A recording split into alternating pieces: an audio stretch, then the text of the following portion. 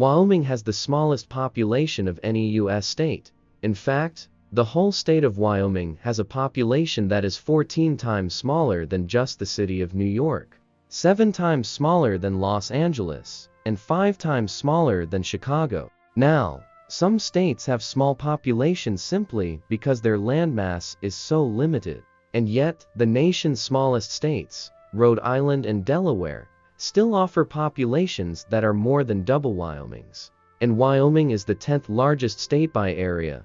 Anyway, its tiny population of 578,000 residents, the smallest population of any U.S. state by far, seems almost ridiculous for a state that is about 11 times larger than New Jersey. The area we now know as Wyoming was first inhabited by Native Americans thousands of years ago. However, Wyoming's history as part of America officially started when the Wyoming Territory was carved out of Utah, Delaware, and Idaho back in 1868, with much of Wyoming's landmass being initially acquired by the United States as part of the Louisiana Purchase. Wyoming is a part of the American West, and it was also included in the famous Oregon Trail, which played a major role in establishing the west coast of the United States. However, Wyoming didn't become a U.S. state until July 20, 1890. Believe it or not, limited population was actually the reason it took so long for Wyoming to be granted statehood back then.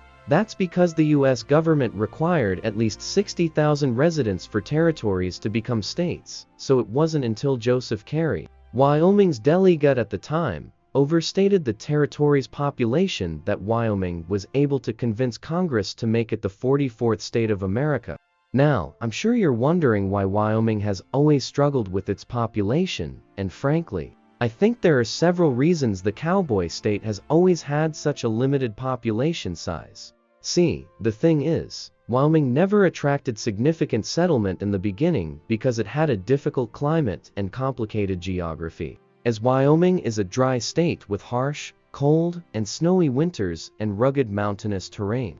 And also, from the very beginning, the U.S. government, energy, and railroad companies held major portions of the usable land there. So, after more than a century of existing as a state with limited settlement and city building, the state of Wyoming had become more of a pass-through and resource center than a residential destination. Because, sure, there are people who want to live in nature, with incredible scenery and grand open spaces. However, the majority of Americans seem to prefer access to amenities, attractions, and opportunities. And even the biggest city in the state of Wyoming, Cheyenne, has a very modest population of 65,000 residents and very few amenities, attractions, or opportunities. We will talk more about Cheyenne in just a moment, but keep in mind that the state's other big cities are even smaller. Casper has 58,000 residents, Gillette has 32,000 residents, and Laramie, the state's fourth largest city, has just 31,000 residents. Back to Cheyenne with a metropolitan population of 100,000 residents, it isn't just the state's largest city, it's also the capital of Wyoming.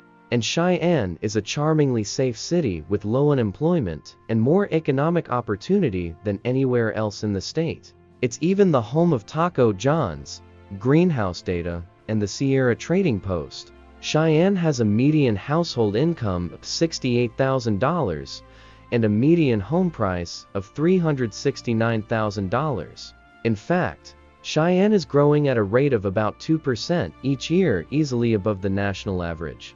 Now, while Cheyenne is growing at a healthy rate, the state of Wyoming on the whole is hardly growing at all, which makes little sense when you consider that Wyoming has no state income tax, a growing energy employment sector, and Wyoming has become a major tourism destination thanks to its world-renowned skiing, hiking, and kayaking, to a point where most of Yellowstone National Park, America's very first national park, is located in the state of Wyoming, which furthers the state's draw to visitors looking for an escape from the congestion and crowding of big cities. Now, another thing to keep in mind about Wyoming's limited population size, though, is that the state isn't exactly begging for new residents either, as Wyoming is one of the few states running at a surplus with billions of dollars held in rainy day funds and an energy economy that keeps growing. While the people of Wyoming also seem quite content with all the extra space and the relaxed pace of life, there's something that can only really exist in places like Wyoming,